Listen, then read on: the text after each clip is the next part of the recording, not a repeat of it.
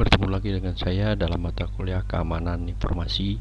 Kali ini saya akan bahas mengenai keamanan transaksi online.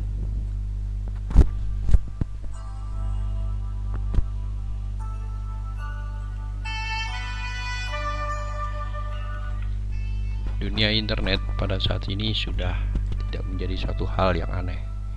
Kita sangat membutuhkan proses-proses atau aplikasi-aplikasi yang berbasis internet. Kita memiliki handphone yang punya WhatsApp, kita memiliki email, semuanya menggunakan internet. Di dalam dunia bisnis juga tidak terlepas dari proses transaksi-transaksi online. Kita mengenal ada dua jenis elektronik transaksi atau transaksi online, yaitu e-business dan e-commerce. E-business tentang manajerial, e-commerce kita bicara masalah transaksional. Dunia internet meskipun kita butuhkan tetapi sangat riskan di dalam pengamanan datanya, karena dunia internet sangat terbuka, siapapun bisa akses, siapapun bisa mengambil datanya. Ada beberapa tindakan pencegahan yang mesti kita gunakan. Yang pertama yaitu menggunakan digital ID certificate. Biasanya digunakan untuk proses-proses yang hanya digunakan oleh orang-orang yang memiliki permission di dalamnya. Yang kedua, kita menggunakan user ID dan password. Ini sering kali kita pakai. Kita menggunakan email, kita menggunakan user ID dan password. Kita menggunakan medsos, kita menggunakan ID dan password. Tetapi untuk komputer kita perlu kita tambahkan firewall dan antivirus di dalamnya untuk proses pengamanan data. Apalagi kita menggunakan data yang berbasis server, maka kita perlu sebuah firewall dan antivirus di dalamnya. Ada beberapa cara untuk mengamankan transaksi online. Yang pertama dengan menggunakan teknologi kriptografi. Yang kedua menggunakan one time password. Yang ketiga kita menggunakan consultant security. Teknologi kriptografi di sini adalah kita merubah data, mengamankan data dengan cara merubah data. Ada data fisik yang kita tampilkan tetapi disimpan, kita rubah datanya. Hal ini menyebabkan orang akan mengalami kesulitan untuk membaca data yang tersimpan di dalam datanya, kecuali kita mengerti private key di dalamnya, atau kita juga mengerti mengenai public key di dalamnya. Ini hubungannya dengan enkripsi dan dekripsi data. Jadi untuk teknologi kriptografi. Yang kedua, kita menggunakan one time password. Jadi password itu hanya boleh dipakai sekali. Ini biasanya kita berada pada sistem perbankan yang menggunakan token password di dalamnya. Jadi password itu hanya boleh dipakai satu kali, kemudian sistem akan mengirimkan untuk penggunaan password berikutnya. Yang ketiga, untuk pengamanan data kita menggunakan konsultan keamanan. Banyak sekali konsultan keamanan. Contohnya ID certificate. Kita serahkan proses keamanan kepada ID certificate di dalamnya. Kita tidak perlu memikirkan keamanan datanya, biarkan pihak ketiga itu yang mengamankan datanya. Di dalam proses e-commerce, khususnya dalam proses e-commerce, kita mesti tambahkan service-service yang ada di dalam proses e-commerce. Contohnya adalah directory service. Directory service menyediakan sebuah informasi mengenai pelaku bisnis dan end user di dalamnya, seperti halnya telepon atau yellow pages atau alamat telepon di dalamnya. Jadi orang-orang yang terdapat di dalam buku telepon itu atau dalam list itu yang dapat menggunakan proses sistem di dalamnya. Tetapi proses ini masih sekali memiliki kendala, yaitu ada beberapa proses atau lubang mengenai keamanan, dikenal dengan istilah adalah security hole. Contohnya adalah spamming. Spamming adalah proses mengirim email sampah yang tidak diundang, kemudian kita isi.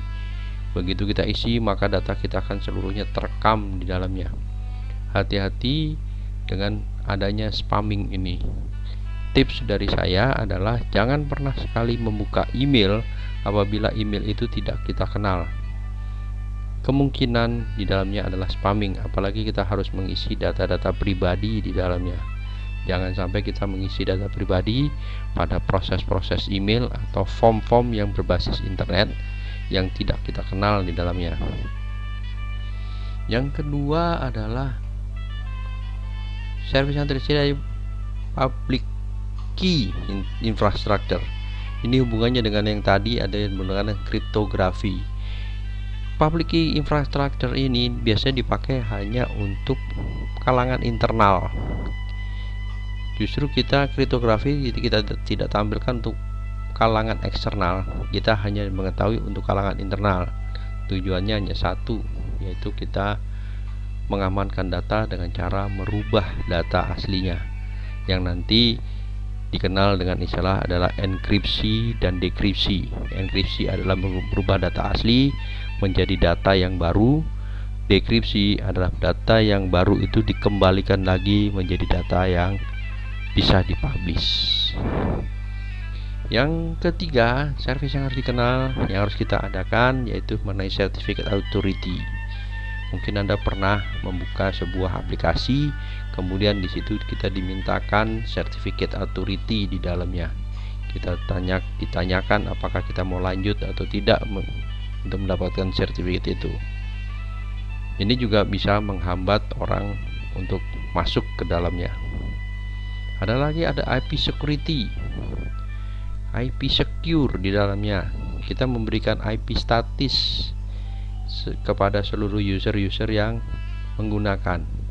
Tetapi juga ada resiko di dalamnya dengan IP secure ini, karena datanya kalau apabila terbaca oleh orang lain, maka orang lain itu juga tetap bisa masuk di dalamnya.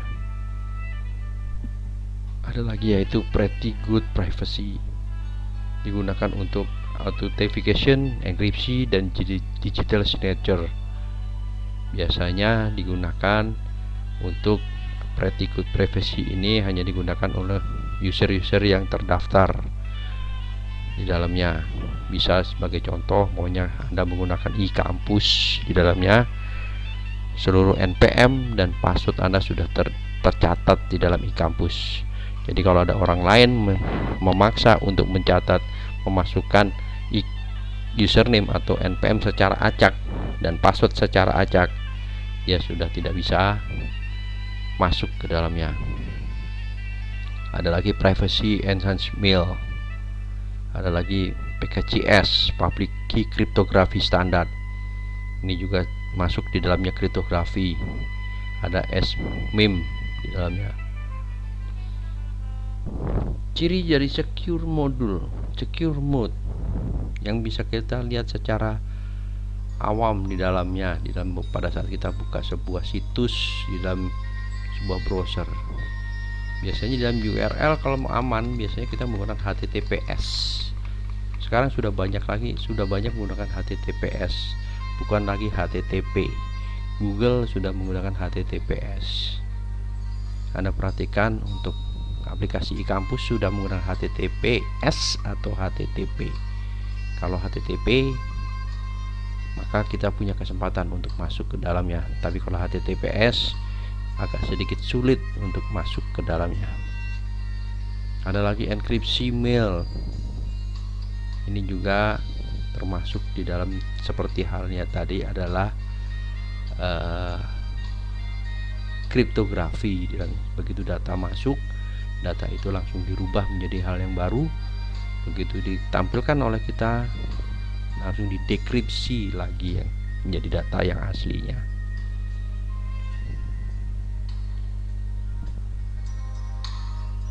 Mungkin kita sudah sering berbelanja secara online.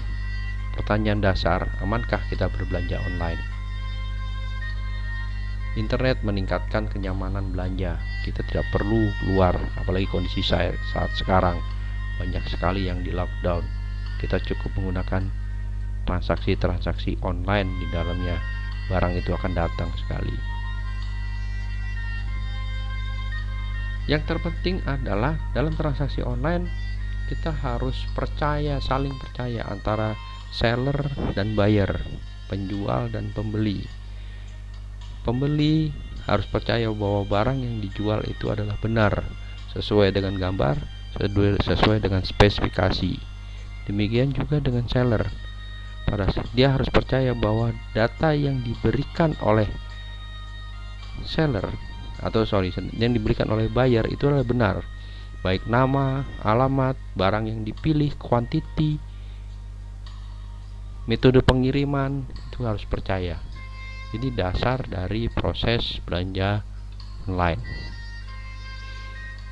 Lebih mudahkan lagi dengan belanja online apabila kita menggunakan kartu kredit atau kartu debit atau transaksi-transaksi yang perbantuan dengan perbankan. Kita cukup menulis nomor kartu kita dan identifikasi yang lain, maka transaksi itu akan diterima. Yang terpenting pada saat kita belanja online adalah kita perhatikan kredibilitas penjual. Kalau Anda sebagai buyer, maka kita lihat kredibilitas penjual. Bagaimana kita melihat kredibilitas penjual? Kita lihat aja testimoninya. Apakah testimoni pembeli yang pernah membeli barang kita adalah baik, atau kita ngelihat bintang yang disampaikan oleh pembeli kita. Demikian juga dengan penjual. Apabila Anda sebagai seller, pembeli maksud saya, kita lihat apakah pembeli ini masuk ke dalam blacklist atau tidak, atau pembeli ini sudah pernah pembeli fiktif atau tidak. Biasanya kalau di transaksi online itu diberikan notis bahwa pembeli ini baik atau buruk. Maka apabila buruk, ya jangan kita lanjutkan. Demikian materi singkat yang saya berikan untuk keamanan